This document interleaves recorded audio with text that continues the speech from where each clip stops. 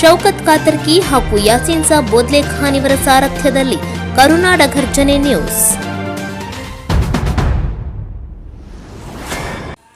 ವಿಶ್ವ ಪರಿಸರ ದಿನಾಚರಣೆ.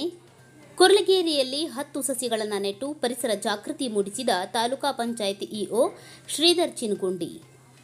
ವಿಶ್ವ ಪರಿಸರ ದಿನದ ಅಂಗವಾಗಿ ನರಗುಂದ ತಾಲೂಕಿನ ಬನಹಟ್ಟಿ ಗ್ರಾಮ ಪಂಚಾಯಿತಿ ವ್ಯಾಪ್ತಿಯ ಕುರ್ಲಗೇರಿ ಗ್ರಾಮದಲ್ಲಿ ತಾಲೂಕಾ ಪಂಚಾಯತ್ ನರಗುಂದ ಹಾಗೂ ಬನಹಟ್ಟಿ ಗ್ರಾಮ ಪಂಚಾಯಿತಿ ಸಂಯುಕ್ತ ಆಶ್ರಯದಲ್ಲಿ ಪರಿಸರ ದಿನಾಚರಣೆ ಕಾರ್ಯಕ್ರಮವನ್ನು ಆಯೋಜಿಸಲಾಯಿತು.